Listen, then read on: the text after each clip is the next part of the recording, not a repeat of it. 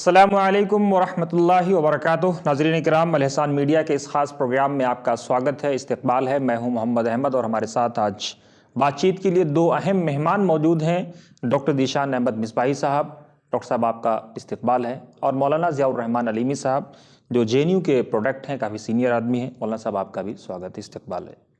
ناظرین، آج ہم بات کریں گے فوائد سعدیہ کے بارے میں، ایک ایسی کتاب اور ایک ایسی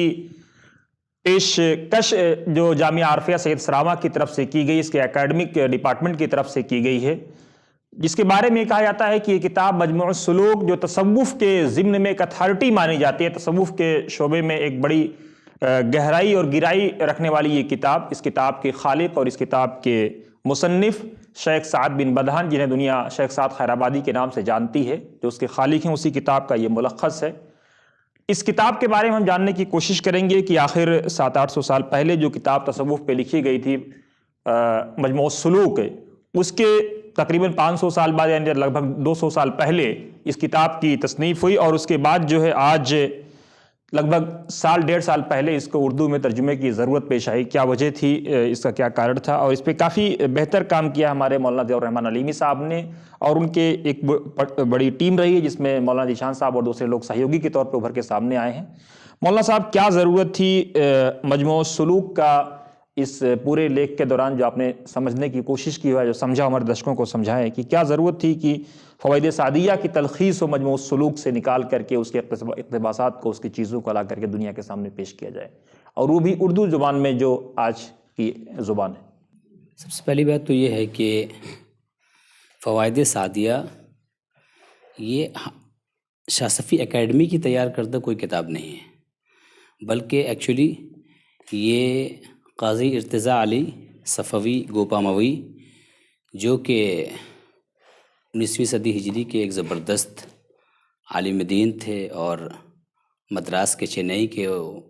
چیف جسٹس قاضی بھی رہے اپنے زمانے میں،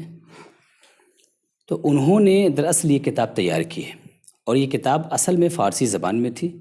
جس طرح سے کہ مجموع السلوک فارسی زبان میں تھی، اور مجموع السلوک دراصل ایک عربی کتاب الرسالۃ المکیہ، جو علامہ قطب الدین دمشقی رحمۃ اللہ علیہ کی تصنیف ہے، اور جس کتاب کا درس امام یافعی دیا کرتے تھے،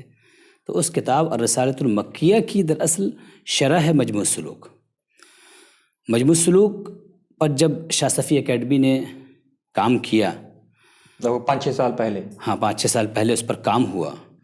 تو ظاہر سی بات ہے کہ وہ جو کتاب ہے وہ 2 جلدوں میں کتاب آئی ہے، اور اس میں بہت زیادہ عالمانہ فاضلانہ مباحث بھی ہیں۔ تو یہ کتاب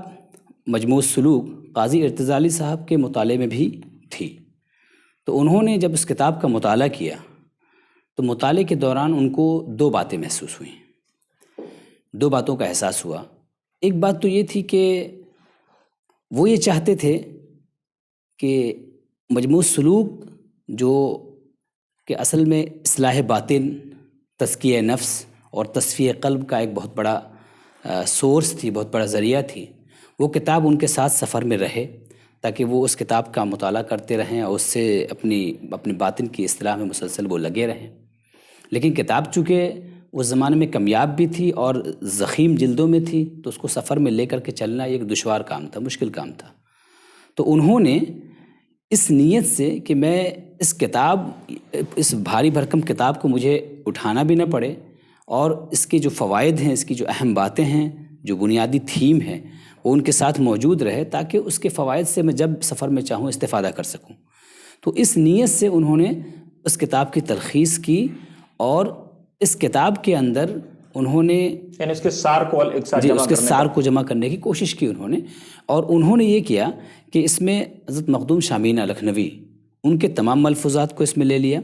ایسی حضرت حاجی الحرمین خواجہ قوام الدین عباسی، جو کہ لکھنؤ میں حاجی الحرمین کے نام سے معروف و مشہور شخصیت ہیں، اور ان کو جو ہے ان کے ملفوظات جو مجموع السلوک میں تھے ان کو بھی لے لیا انہوں نے، اور خود حضرت شیخ سعد خیرآبادی قدس اللہ تعالیٰ سے رہو کے جو فوائد تھے، ان فوائد کو بھی انہوں نے مختلف جگہ سے اکٹھا کر کے اس کتاب کے اندر جمع کیا، اور اس کا نام فوائد سعدیہ رکھا۔ اور دوسری نیت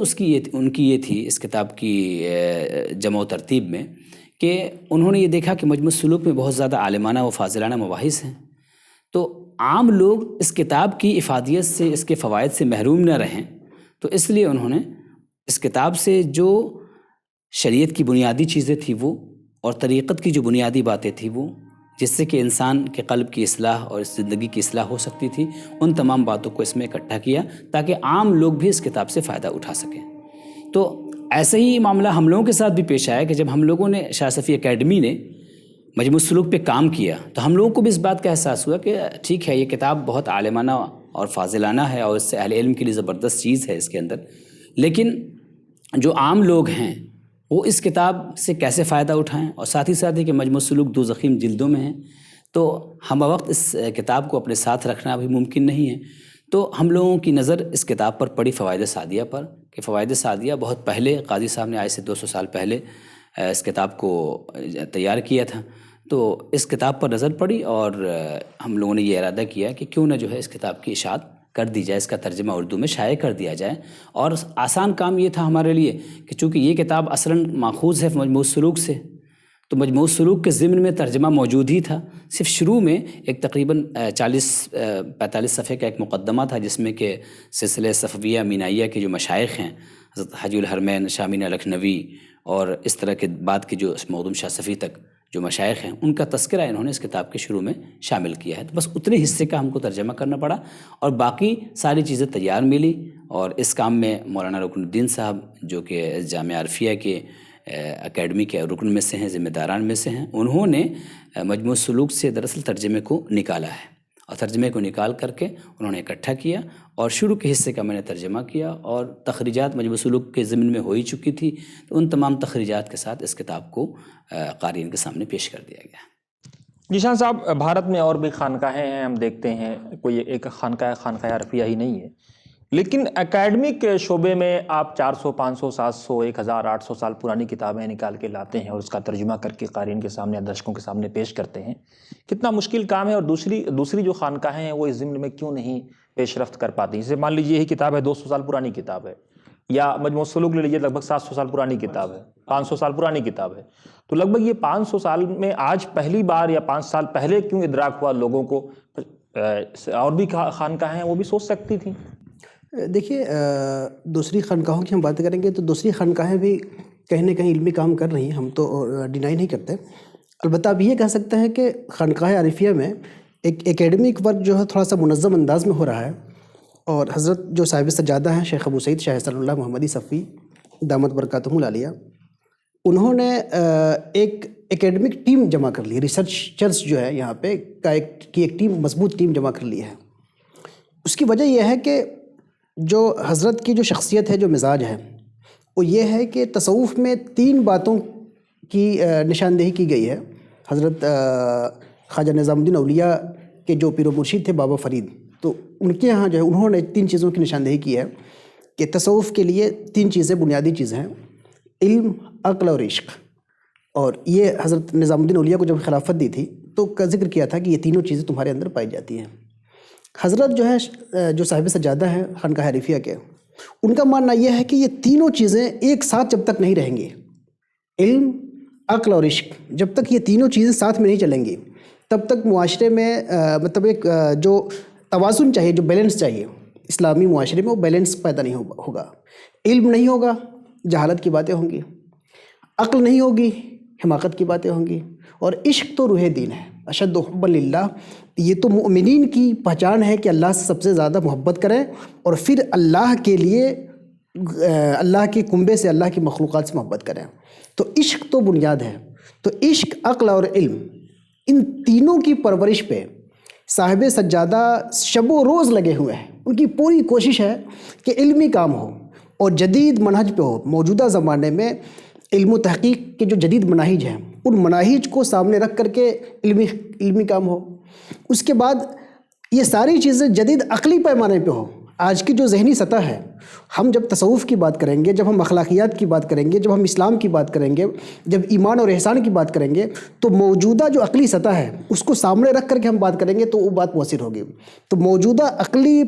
جو لیول ہے اس کو سامنے رکھ کر کے بات ہو، عقلی اور استدلالی انداز میں، تو عقلی اور استدلالی انداز میں بھی بات ہو رہی ہے، علمی انداز میں بھی بات ہو رہی ہے کہ براہ راست کتاب و سنت سے حوالے، براہ راست اصل ماخذ تک رسائی، اور اسی طرح عشق کی جو تربیت ہے وہ تو حضرت کی زندگی سے اور حضرت کی شخصیت سے جو لوگ جڑے ہوئے ہیں اس بات کی گواہی دیں گے کہ شب و روز اللہ کی محبت، اللہ کا عشق، اللہ کے لیے جینا، اللہ کے لیے مرنا، اللہ کے لیے کرنا، اخلاص، توکل، صبر، جد و جہد، اس کے لیے شب و روز خدمت خلق، اس کے لیے شب و روز ان کا درس ہو رہا ہے. اور ہمیشہ وہ اپنے ملنے والوں کو اس بات کی کہ شریعت پہ سختی سے عمل کرو، اخلاق پورے اپنے اچھے کرو، اپنے قلوب کی گندگیوں کو صاف کرو، اور خلق سے محبت کرو، خلق کی خدمت کرو، ملک کی خدمت کرو، ملک کی سیوا کرو. تو اس میں کنٹینیو لگے ہوئے ہیں. تو دراصل جو اکیڈمی ہماری ہے اس کے پیچھے بھی دراصل اسپرٹ وہی ہیں،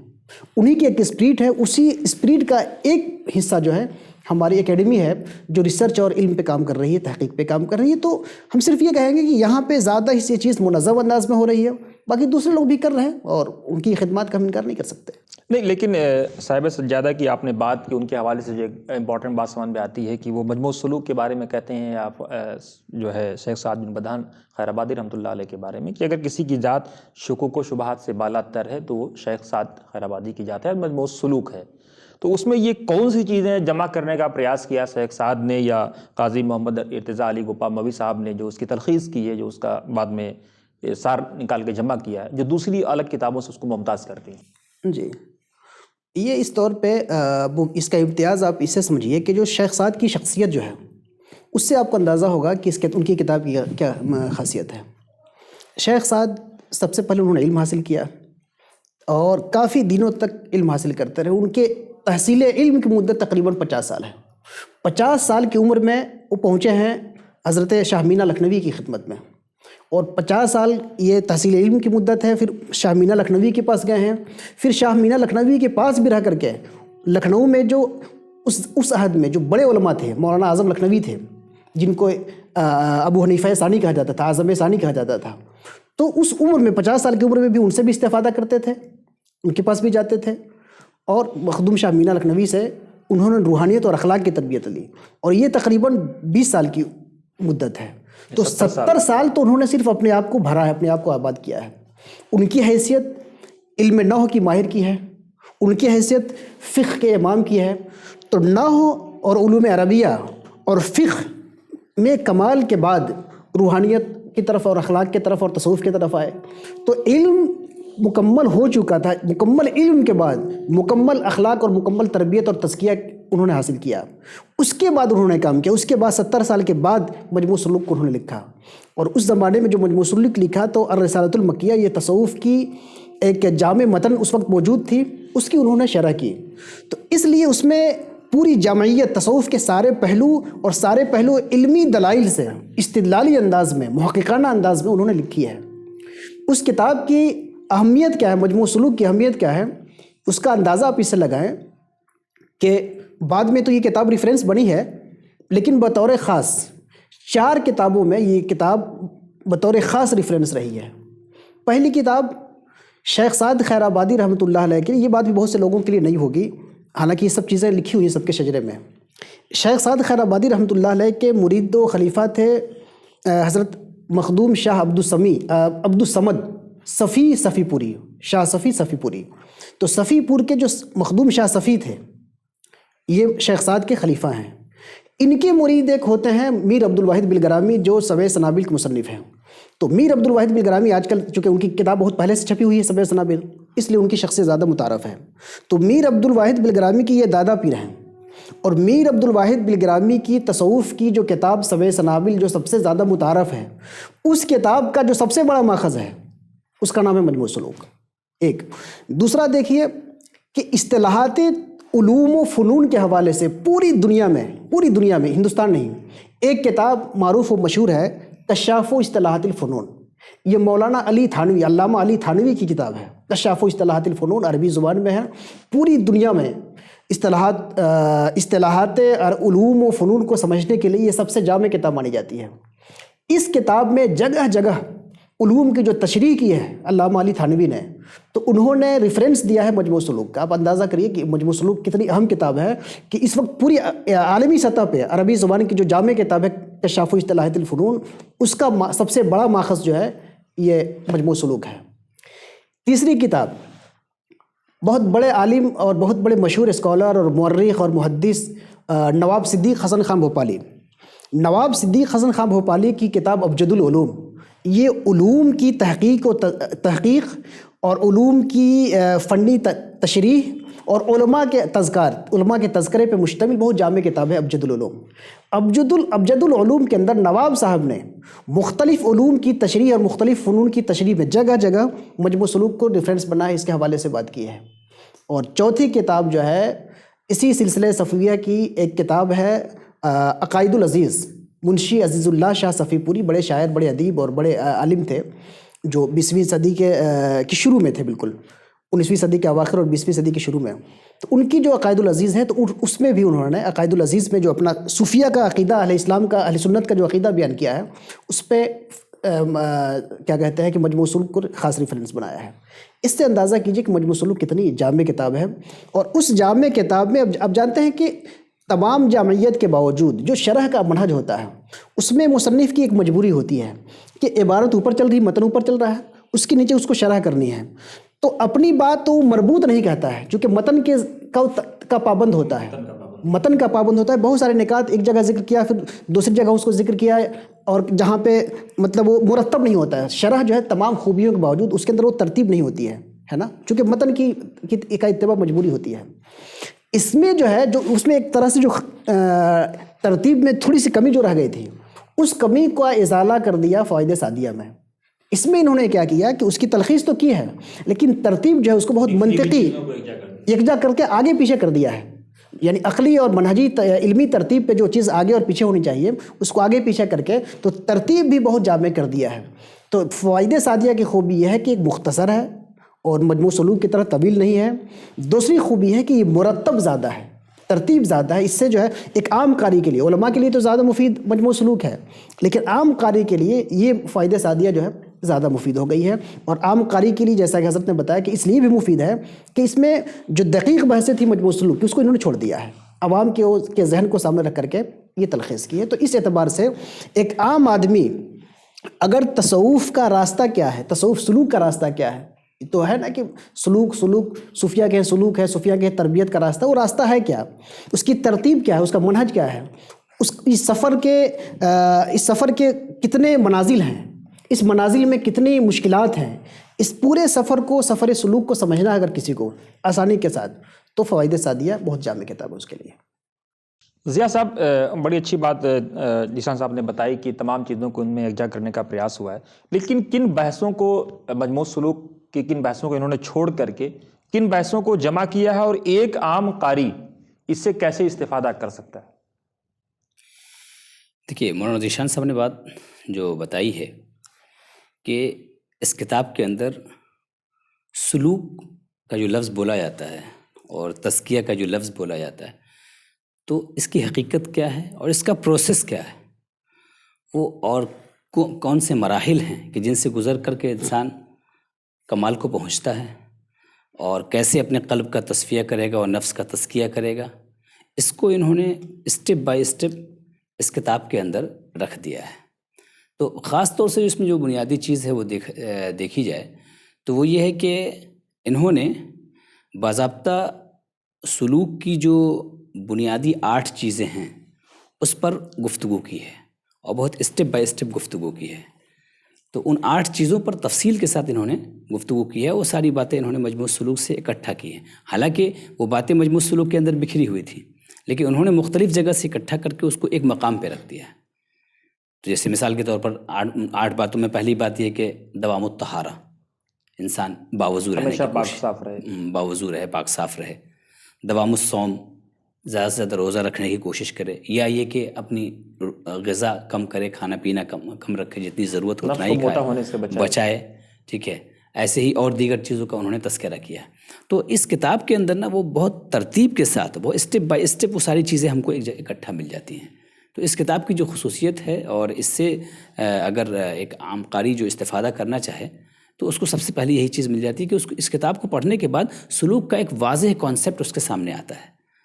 مختصر صفحات میں. یعنی بہت زیادہ اس کو پڑھنے کی ضرورت نہیں ہے. وہ اس کتاب کی ایک فہرست بھی اٹھا کر کے دیکھ لے گا تو اس کو لگے گا کہ ہاں یہ سلوک کی ترتیب یہ ہے. اس طریقے سے انسان کو اپنا سفر اپنی اصلاح کا سفر جو ہے وہ طے کرنا ہے۔ ذیشان صاحب، میرا آخری سوال آپ سے یہ ہے، بریف میں بتائیں کہ ایک عام آدمی جو تصوف سے بدظن ہے یا صوفیات سے بدظن ہے، کیا یہ کتاب اس کے لیے کوئی جواب ہو سکتی ہے، یا اس کتاب کے مادھیم سے اس کو بہت کچھ چیزیں سمجھنے کا موقع مل سکتا ہے؟ جی بالکل، بلکہ آپ یہ سمجھ لیجئے کہ عام آدمی، خاص طور پہ جن کی بات کریں، جن کو تھوڑا سا ڈاؤٹ ہوتا ہے تصوف کے حوالے سے، ان کو تو اس کتاب سے بالکل جھٹکا لگے گا۔ اس کتاب کو پڑھتے ہی جو ہے، اور یہ 10 صفحے جب پڑھیں گے ہو تو ان کو ایک شوق لگے گا۔ ضیاء صاحب نے بتایا دوام الصوم کی بات ہو یا دوام الطہارہ کی بات ہو، یہ وہ چیزیں ہیں جو پروفٹ محمد صلی اللہ علیہ وسلم کی عملی زندگی کا نمونہ ہے۔ جی بے شک، جی، میں وہی کہہ رہا ہوں کہ اس کتاب کو پڑھنے کے بعد ایک عام قاری جو ہوگا، جو تصوف کو سمجھنا چاہتے ہیں، لیکن اس کو چونکہ وہ قبروں سے سمجھتے ہیں، درگاہوں سے سمجھتے ہیں، اور سمجھ نہیں پاتے ہیں، بلکہ اور کنفیوژن ان کا بڑھ جاتا ہے، اس کتاب سے ان کو شوق لگے گا کہ ایک اب تک تصوف کا جو ایک نگیٹو جو اس کا کانسیپٹ تھا وہ بالکل چینج ہو جائے گا۔ اس میں لگے گا کہ جو باتیں کہی جا رہی ہیں یہ دراصل نبی کریم صلی اللہ علیہ وسلم نے جو 2 قانون دیے، ایک قانون تو انہوں نے سول لاء دیا، شہر کو کیسے مینج کرنا ہے، سوسائٹی کو کیسے قانونی طور پہ کنٹرول کرنا ہے، تو سول لاء جو فقہ ہے اس سے تو واقف ہیں، لیکن اخلاقی قانون رسول اللہ کے کیا تھا، اپنی تربیت کا طریقہ کیا تھا۔ سول سوسائٹی کو کنٹرول کرنا قانون اور ڈنڈے کے زور پہ ایک تو ایک الگ چیز ہے، لیکن ہم اپنے آپ کو خود اچھا کیسے کریں، یہ پروفیٹ کا طریقہ کار کیا تھا، لوگوں کا اپنے صحابہ کی تربیت کیسے کرتے تھے، صحابہ کا طریقہ کار کیا تھا، اور یہ ساری چیزیں جس کو اب تک وہ تصوف یعنی کہتا رہا، اس کو اس کتاب کے پڑھنے کے بعد لگے گا کہ یہ سب چیزیں تو مطلب یہ تصوف کے لفظ سے سارا کنفیوژن ہے، یہ ساری چیزیں تو رسول اللہ صلی اللہ علیہ وسلم کی اور صحابہ کی عملی زندگی ہے، کیونکہ ساری باتیں جو باتیں اس میں کہی گئی ہیں وہ ساری باتیں صحابہ کی اخلاقی زندگی کو دراصل پیش کی گئی ہے۔ صحابہ کی جو حب الہی اور حب رسول اور اخلاقیات جو تھی، اپنے نفس کی جو پاکی کا جو طریقہ کار جو تھا، اسی سے ساری چیزیں لی گئی ہیں، تو اس میں الگ سے تو اس کو کچھ ملے گا ہی نہیں، نہ اس کتاب میں نہ یونان کا فلسفہ ملے گا اس کو، نہ افلاطون کی باتیں ملیں گی، نہ ہند و سندھ کے جغرافیہ ملے گا، اس میں تو جو کچھ ملنا ہوگا اس کو یہ نبی کریم صلی اللہ علیہ وسلم کی سیرت اور تعلیمات سے نکلی ہوئی چیزیں ملیں گی۔ فرق یہ ہے کہ انہی باتوں کو اس میں منظم اور مرتب انداز میں کر کے پیش کیا گیا ہے، as a fun, as a art جو ہے فنی طور پہ اس کو ترتیب کے ساتھ پیش کیا گیا ہے، تو اس کو جو اس میں نیا لگے گا وہ صرف سیرت سے جو نیا لگے گا اس میں ترتیب نہیں لگے گی، لیکن باتیں بالکل وہی ہوں گی جو سیرت کی ہے، رسول اللہ کی اور قرآن کی باتیں ہیں، اور تب اس کو سمجھ میں آ گیا کہ تصوف جو ہے الگ سے کوئی چیز نہیں ہے، بلکہ تصوف تو دراصل اسلام کی اخلاقی تعلیمات کا نام ہے، تصوف اس سے ہٹ کے کوئی چیز تصوف نہیں ہے۔ ضیاء صاحب، جیسے ابھی ہم نے دیکھا، آپ نے بتایا کہ قاضی ارتضیٰ علی وفا مولوی صاحب ایک چیف جسٹس کے پد پر تھے، اسی طرح شیخ سعد بن بدھان خیر آبادی کو دیکھ لیجیے، یا تصوف کے اور جو اکابر علماء ہیں، چاہے وہ شاہ مینا صاحب ہوں یا دوسرے اکابر ہوں، شیخ صحاب الدین سہروردی ہوں، یہ وہ لوگ تھے جنہوں نے دنیا کو بدلنے کا پریاس کیا، اور یہ نہیں کہ اب پہلے خود کو بدلا، سماج کو بدلا، پھر لوگوں کو بدلا، اور آج اپنے ہوں یا پرائے، بلکہ پرائے زیادہ ان سے محبت کرتے ہیں، معافی کے ساتھ کہوں گا، اپنے جو ان کے نام لینے والے لوگ ہیں وہ ان کے نام پہ مزاریں اور قوالی اور فاتحہ تو کرتے ہیں، لیکن وہ محبت و عقیدت نہیں ہے ان سے۔ تو کیا وجہ رہی کہ لوگوں کا موہ جو ان لوگوں سے جس تصوف کی صف سے آتے تھے وہ قبروں کی طرف چلے گئے اور تصوف حقیقی کو بھول گئے؟ دیکھیے، اس کی اگر بات کی جائے تو اصل میں جب اولاد اپنے باپ کی صحیح جانشین جب تک رہتی ہے تب تک وہ صحیح معنوں میں جو مشن ہوتا ہے اس مشن کو لے کے آگے بڑھتا ہے، لیکن جب جانشینی صحیح نہیں رہ جاتی ہے تو آٹومیٹک وہ مشن گم ہو جاتا ہے، اور پھر جن کو وہ مان رہے ہیں، جن کے خاندان سے ان کا تعلق ہے، ان کی شخصیت ہی ان کے پاس رہ جاتی ہے صرف، اور ان سے جو نسبت ہے اپنی، وہ نسبت ہی ان کے پاس رہ جاتی ہے، اور اسی بنیاد پر وہ جب صرف نسبت کا دعویٰ رہ جاتا ہے، تعلق کا دعویٰ رہ جاتا ہے، تو ان کو دکھانے کے لیے، لوگوں کی محبتوں کو اپنی طرف موڑنے کے لیے جو چیز ان کے پاس ہوتی ہے وہ قبر ہوتی ہے۔ تو اصل اگر اس پر بات کی جائے تو بنیادی طور پر لوگوں کے پاس کہیں نہ کہیں خود جو ان کی اپنی میراث تھی، اس میراث کا علم نہیں رہ گیا، علم سے دوری، اور ان کی جو آباء و اجداد تھے وہ خود کیسے اتنے بڑے ہوئے، کیسے اس مقام تک پہنچے، اس بات کا علم ان کے پاس نہیں رہ گیا، کیونکہ ان کے آباء و اجداد اگر بڑے تھے اور ان کو اللہ تبارک و تعالیٰ نے بڑا مقام دیا اور لوگوں کی محبت ان کے ساتھ جڑی، تو وہ خود کیسے اس مقام کو انہوں نے حاصل کیا، ان کی جو عملی زندگی تھی ان کی جو جد و جہد تھی، اور خود انہوں نے کیسے اپنے آپ کو کسی نہ کسی ماسٹر کے سامنے، کسی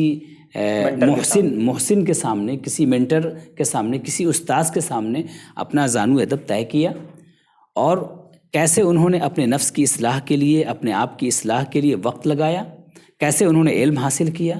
کیسے انہوں نے جد و جہد کی، اور جد و جہد کرنے کے بعد پھر جب وہ لوگوں کی اصلاح کی طرف متوجہ ہوئے تو پھر انہوں نے اصلاح کے نظام کو کیسے چلایا، اور کیسے لوگوں کی اصلاح کی. یہ ساری چیز کیا ہے، ان کے گویا کہیں نہ کہیں جو ہے، یا تو اس کا علم نہیں ہے، یا علم نہیں ہے، علم ہے بھی اگر تو اصل میں وہ اپنی مقبولیت اور اپنی محبت کے لیے انہوں نے جو ہے شارٹ کٹ تلاش کیا، محنت کا راستہ انہوں نے تلاش نہیں کیا. اگر انہوں نے صحیح جانشینی کی ہوتی اور اپنے میراث کا صحیح علم ہوتا ان کے پاس، تو یقینی طور پر وہ سلسلہ جو ہے وہ چلتا رہتا، اور لوگ جو ہے وہ ان کے ساتھ جو ہمارے مشائخ کا جو طریق تھا وہ طریق لوگوں تک پہنچتا رہتا، اور تصوف کے حوالے سے بدگمانی اور غلط فہمی بھی پیدا نہ ہوتی. تو ناظرین، یہ تھے ڈاکٹر ذیشان احمد مصباحی صاحب اور ہمارے جے این یو کے سینئر اسکالر دوست ساتھی مولانا ضیاء الرحمن علیمی صاحب. دونوں اسٹوڈیو میں آئے، دونوں آپ لوگوں کا بہت بہت شکریہ. لیکن ساتھ ہی ساتھ جاتے جاتے میں اپنے درشکوں کو بتا دوں کہ جو لوگ تصوف کے تعلق سے بدظن ہیں یا صوفیہ کے تعلق سے بدظن ہیں، ان کو کم سے کم ایسی کتابیں جو 200 سال پہلے یا 500 سال پہلے یا 700 سال پہلے لکھی گئی ہیں، چاہے وہ مجموع السلوک ہو، فوائد سعدیہ ہو، یا خواجہ معین الدین چشتی یا اجمیری، یا پھر جو ہے نظام الدین اولیاء کے ملفوظات ہوں، ان کو پڑھنا چاہیے اور سمجھنا چاہیے کہ کیسے ان لوگوں نے دنیا کے نظام کو بدلنے کا پریاس کیا، فقیری کے عالم میں، مسکینی کے عالم میں. اور آج جو لوگ یہ سمجھتے ہیں کہ یہی لوگ ان کے سچے وارث ہیں، تو کم سے کم ان لوگوں کو، ان لوگوں کی تعلیمات کو سامنے لانا چاہیے اور دنیا کو بتانا چاہیے کہ یہ لوگ ایسے تھے، کہ ایسے رہا کرو کہ کریں لوگ آرزو، ایسے چلن چلو کہ زمانہ مثال دے. دنیا آج ان کے قدموں کے نیچے اسی لیے اپنی راحت اور سکون کا سامان تلاش کر رہی ہے، کیونکہ انہوں نے دنیا والوں کو آرام پہنچایا. خیر الناس من ينفع الناس کی عملی تعبیر اور تصویر تھے. آپ کو ہمارا پروگرام کیسا لگا ضرور کمنٹ باکس میں اپنی رائے دیں، اور ساتھ ہی ساتھ اگر آپ چاہتے ہیں کہ صوفیاء کرام کی تعلیمات دنیا کے سامنے ہوں اور ان کی قبروں سے لوگ محبت کریں، تو یہ آپ کی اخلاقی ذمہ داری، جو لوگ صوفیاء سے محبت کرتے ہیں ان کی تعلیمات کو عملی طور پر لوگوں کے بیچ میں لے کر کے جائیں. کیونکہ جب ان کی تعلیم عام ہوگی تو خود بخود لوگ ان کی قبروں کی زیارت کے لیے جائیں گے، اور وہاں جائیں گے اور سمجھیں گے کہ یہ وہ اللہ کے نیک بندے تھے جنہوں نے اپنے زمانے میں اللہ رب العالمین کے دین کی سرخ روئی کے لیے، ایکیشور واد کو استھاپت کرنے اور دنیا کو انٹروڈیوس کرانے کے لیے کیا کیا. اگر آپ چاہتے ہیں کہ لوگ ان کی طرف جائیں تو سب سے پہلے ان کی تعلیمات کو دنیا تک پہنچائیں. بہت بہت شکریہ. آپ کو ہمارا پروگرام کیسا لگا ضرور کمنٹ باکس میں اپنی رائے دیں. ساتھ ہی آپ ہمارے یوٹیوب چینل کو لائک، شیئر اور سبسکرائب بھی کریں. آپ ہمیں ڈونیٹ بھی کر سکتے ہیں تاکہ ہم بنا رکے اسی طرح سے آپ تک صحیح اور اچھی باتیں اور وہ باتیں جو مانوتا کو استھاپت کرنے کے لیے، مانوتا کو جیوت کرنے کے لیے ہیں، وہ ہم دنیا تک پہنچاتے رہیں. السلام علیکم ورحمۃ اللہ وبرکاتہ.